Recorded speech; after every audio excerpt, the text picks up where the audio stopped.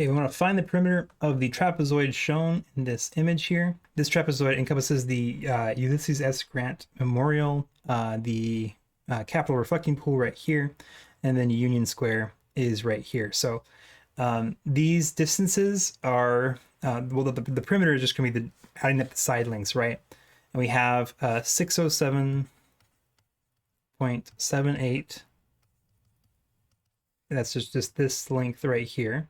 And then we're going to have 868.19. And you can see here that this is actually the same distance as this one here. This is still a trapezoid because this side and this side are parallel, and these ones are not parallel. So that makes this a trapezoid. Okay, we have two of these though, they're the same. So we're going to do 2 times 868.19 feet. And then finally we have an 1191.94 feet length for that side. So I'm just going to throw this in a calculator and get the perimeter. And I am getting 3,536.1 feet as the perimeter for that trapezoid. Okay, this is a landmass that's on the eastern side of Russia, just northeast of Japan. We can estimate it using a rhombus. It's kind of rhombus in shape. A rhombus means that all side lengths are equal, and the opposite angles are going to be different here. Now, suppose the total distance around the rhombus, so this total distance all the way around here, is 1452.71 miles. What is the length of each side? Well, a rhombus has all side lengths equal. And the perimeter of a rhombus, which is what the 1452.71 is, the perimeter of this rhombus, the perimeter of this rhombus is going to be adding up all the side lengths. Well, if we have side length x, and we have 4 of them, then the perimeter of this shape is going to be 4x.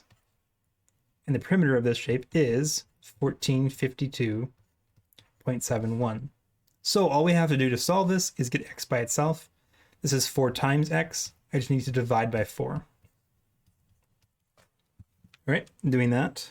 I am getting 363.1775. And this is going to be in miles since the perimeter was in miles. Okay. Wally wants to build a fence around his backyard.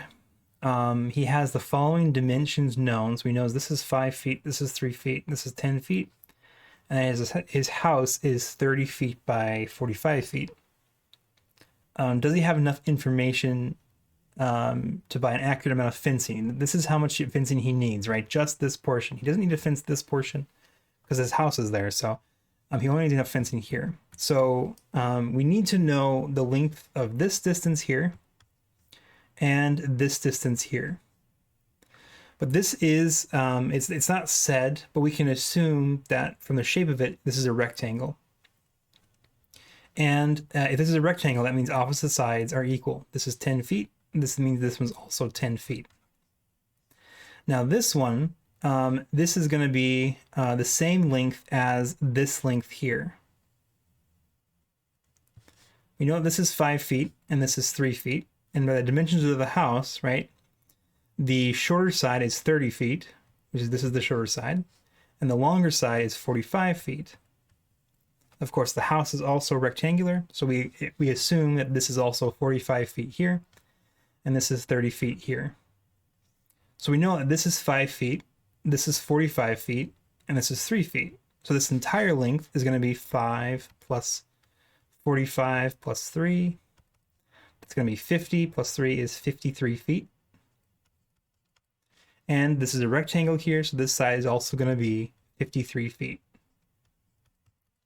So with the information known, yes, he does know enough information. And what length of fencing is required? Well, he's going to need this 5 feet here, this 10 feet here, then this 53 feet going all the way across the back. Then he's going to need this 10 feet here.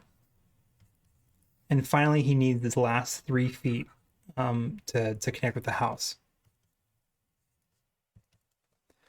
So adding that up, I get 81 feet of fencing. So this is really the minimum fencing he's requiring. Of course, you expect he's going to need a little bit more than this, and probably 85 feet or 90 feet, because of, you could make a mistake or anything like that. So this is just a minimum. He should get more than this, just in case.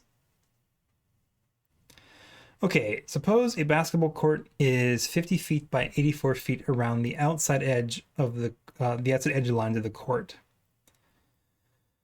Okay, if you ran 15 times around the court along the outside, how far did you run in miles? Okay, so this basketball court is a rectangle, so we can draw it like this: 50 feet by 84 feet, something like this. 50 by 84. And this is around the outside edge lines of the court. So we know this is going to be the full 50 feet and the full 84 feet. So for the first part, it says, how far did you run in miles if you ran 15 times around the outside? Well, the perimeter, that's the perimeter, is what we're talking about there. It's going to be 50 times 2, since there's 2 of them, right? And 84 times 2. So this length is 268. That's going to be in feet. And we do this 15 times. So 268 times 15.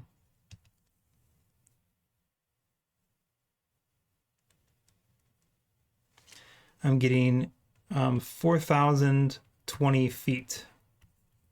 Okay, now it says if the inside edges of the lines, so the inside edge would be the inside here, like there's going to be a line around here.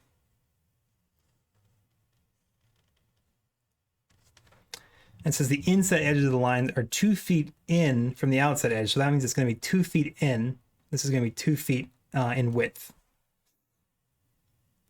How much farther did you run if you stay on the outside versus the inside, right? The inside is going to be less distance because this is a smaller shape. This length here is going to be 50 minus this 2 and minus this 2. So in total, it's going to be 50 minus 2 minus 2 is 46 feet is the inside edge of that line. And then here we're going to have 84 is the full distance. Then we're going to minus 2 here and minus 2 here. So 84 minus 2 minus 2 is 80 feet. So that's the inside edges of the basketball court, 46 and 80. So let's find what it would be to run 15 times around the inside edge. So once again, we need to find the perimeter of this. 80 times 2 plus 46 times 2.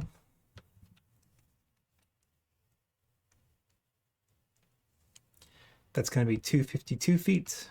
And then this is going to be ran 15 times.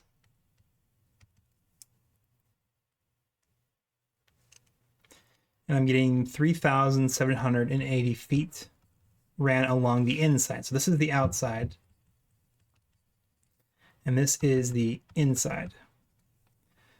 So it said, how much farther did you run if you stay on the outside versus on the inside? Well, how much farther is just asking what's the difference between these two things, these two numbers. So subtraction is going to be what we want to do there.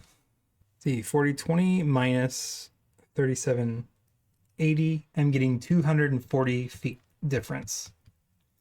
That's almost a full lap fewer, just by looking at these numbers. So it's a quite a significant difference when you run on the inside of the line versus the outside line. Okay, the perimeter of this black shape kind of goes like this blocky shape there. It fits inside the red square. This red square is the outside square, and this red square has 2 feet side length. Now this distance here is 8 inches. And this distance here is 7 inches. And we're asking, what is the perimeter of the black shape? So the perimeter of the black shape, right? I'm just going to kind of draw it out here a little bit. It's going to go like this, this, then up, then in, then over. It goes like that. That's the perimeter of the black shape. That's what we're looking for. So we need to find all these different sides. And this side length here is the same thing as the side length of the red square, which is going to be 2 feet. This side length here is also the same thing as the red square, so this is also 2 feet. Now what's interesting about this side length here, right? We're going to go down this, and I'm going to ignore this portion here. We're going to go down this portion here, and we're also going to go down this portion here. Well, this distance plus this distance plus this distance is just this side of the rectangle. Well, so once again, this is just 2 feet. The real question comes into play when we're talking about this distance here, this one, and this one. We have these 3 segments that are apart. Let me highlight it here. These 3 segments are a part of the perimeter, and there's kind of overlapping portions of it. And that's where we have to do a little bit more looking at it, trying figuring out what to do for this. Well, we know what this distance is.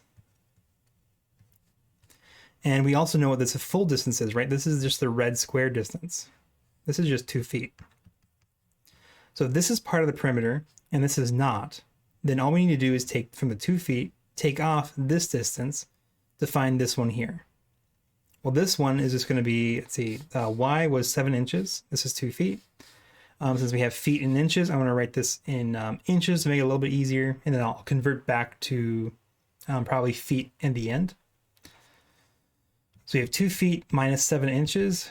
2 feet is 24 inches. There's 12 inches to a foot. And we have 17 inches is this distance here. So let me simplify this a little bit. So this is 17 inches. We have 2 feet, 2 feet. This is all these combined is 2 feet there. We have 17 inches here. This portion right here is the same thing as x. That's what x is, and x is 8 inches. So this distance is 8 inches. Okay, finally, we just need to know this distance here, and then we're good to go. Well, this one is the same thing as this distance here and this distance here, right? This is the distance we're looking for. It's the same thing as the y distance and the x distance combined. So really all we have to do for that is just add up x and y, and we have the last side we need. X is 8 inches, y is 7 inches. That's going to be 15 inches in total. So we have 2 feet, 2 feet, 17 inches. This is going to be a portion of this side, but that's going to be all 2 feet total. So that's part of the 2 feet. That's going to be 8 inches. That's what we just found. Then this is going to be part of that 2 feet again. This right here is 15 inches. And then we have this 2 feet portion again. So in total, we have 2 feet plus 2 feet plus 2 feet plus the 17 inches.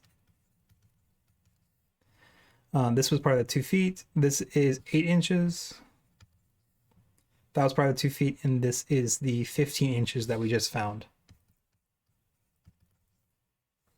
All right, so in total we have 6 feet. 17 and 8 is 25, plus 15 is 40 inches. Let's make this into, let's just do feet and inches. So 40 inches is 12, 24, 36. There's 36 inches is going to be the same thing as 3 feet.